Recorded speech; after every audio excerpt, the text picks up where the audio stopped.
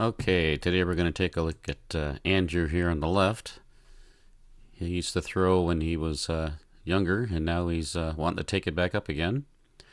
He used to be a glider, and he wants to learn how to do the rotational shot put. So let's break it down from the beginning here. I don't want to give him too much, but right here, you want that. You don't want that right knee to turn immediately. You want to kind of come outward toward the camera with it a little bit. That'll keep your knees wider. And you need to shift over your upper body, the shoulder here. Try to get it out to the left here more. You're trying to set up an axis, a vertical axis from your foot, your hip, and your shoulder so you can rotate around. Here on the right, you can see a video I made kind of demonstrating the shift over. And then a step out, 90-degree step out. Okay, so you can try that. You're trying to get over, try to get into this position and hold it as long as you can. You're trying to bring that left heel up a little bit. Okay.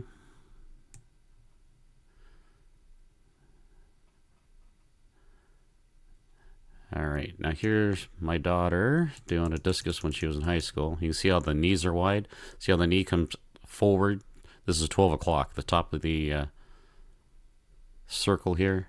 You can see how the knee comes forward before it turns, and that separates the knees here, so the sweep leg will come out wide. Okay, then you see how it's bent here, so that you can kick it forward and around. Of course, this is the discus, not the shot, but okay. And then it straightens out. So it's bent, straightens out here, and then comes around. Now watch the left knee. You can see that it's low. The left knee is driven down into the circle. Then it holds. It stays right here and holds its place like a fulcrum. The left arm, the right leg come around. Okay?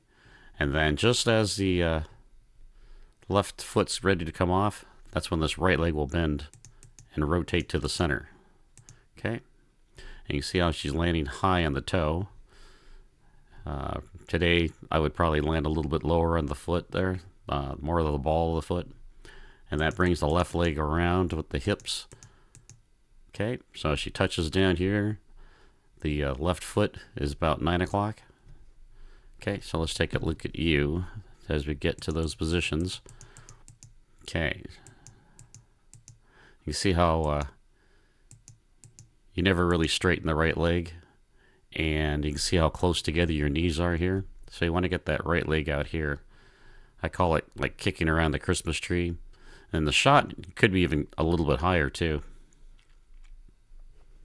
Okay, so the point is to have the leg bent here,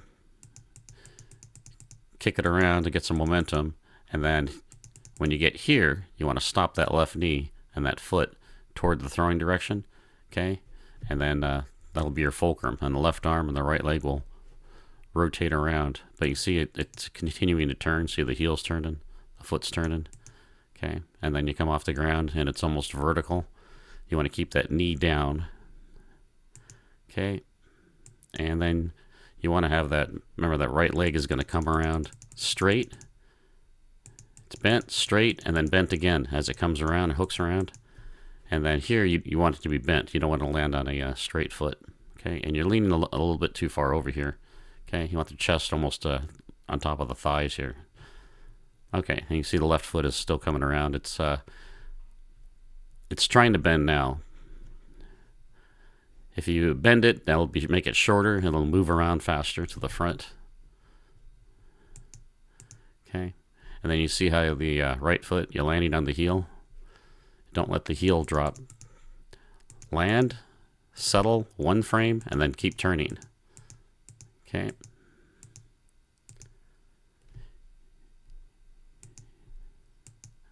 All right, and you're leaning over here too much, but you were just kind of doing this without a shot or anything, trying to get the feel of it and trying to figure out what you need to do. So in this case, when your knee, your foot, and your hips are facing 12 o'clock, the back of the circle, right here. You want this chest facing out over here at 3 o'clock. You want that left shoulder facing also with the foot here at 12 o'clock. That's going to get you the separation between your shoulders and your hips. Okay, so let's keep going around. All right, so they've landed. You see you stopped rotating the right. It's still facing 12 o'clock. Okay, so keep that right turning right into the release here. Okay, now you want to drive that right knee and hip forward. You want to keep that right toe on the ground. I should be able to see the bottom of that foot. I don't know if my daughter's doing it here. Let's take a look. Yeah, okay. Well, not quite. You want to get that heel up high. What that's going to do is keep the knee down so you're not jumping up in the air like you see you're doing here. You want to drive forward, not up. And your left foot is kind of facing this way. This is 9 o'clock. You want it to be a little more open. You want the knee open too. You're blocking your left side off so you can't really get around. That's also going to cause you to jump. Okay, so right here, keep turning to the right. Take knee, the hip forward. Keep the right toes on the ground as long as possible. Keep that right knee low. Get that right heel vertical and up. So I want to be able to see the entire bottom of your right shoe there. Keep the left foot down on the ground as long as possible. Don't jump. Drive that right side, the right hip, everything around the solid left side block. Okay, let's see what else I got for you here. Okay, here's the sweep leg. All right, you see how immediately the left knee turns, but the right foot stays on the ground so that you can create the separation between the knees. Foot comes up, kick, target. This is a drill, and then come around. Okay. And here's a drill for keeping that left knee low. You're going to use a band. I've got it hooked up behind here on my bench. Pretty thick band. And I'm stepping forward a couple times while I doing a lunge, while I try to keep this left knee down low. Okay. Do it a couple times and then let go of the band and go around. All right. Here's Robert Harding. Again, this is the discus. But you can see how the left knee and foot are already facing 9 o'clock, but the right foot, the toe is still on the ground. Okay. And watch how he keeps the left arm and left knee together. In the shot, it's more rotational, so that left arm will usually go past this knee inward. Okay, then right here you can see the separation of the knees. You can see how the foot's high and he kicks it around. You can see how the left knee stays in place with the foot, stays low, and it just holds its position as the right leg sweeps around. Then just as he's ready to come off the ground, this bent right leg is going to rotate inward, comes off the ground, lands, keeps moving the right foot. Okay, here's a Serbian thrower at the Olympics. Okay, so you can see how he's shifting over to the left. See how the foot on the right stays down as the left knee turns to 9 o'clock. Left arm and the left knee in his case are staying together. This knee is still facing 12 o'clock to the camera. That's going to keep his knee separate. See how the knee is bent here. The shin is almost horizontal. He's going to kick around. Okay, wide knees, wide sweep leg. You want to try to keep that the toe maybe upward. That'll make the sweep farther. He's got his knee here and his foot and shin aligned with the throwing direction.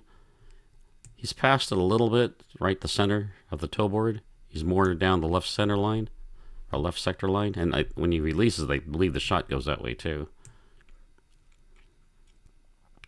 I try to have my throwers aim the knee toward the center so they run straight across the circle.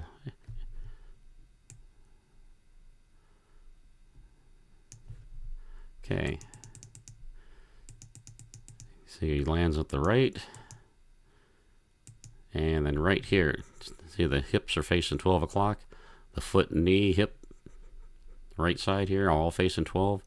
You can see how the left shoulder's not quite at 12. It's turned a little bit. So, and his chest is almost over here at 3.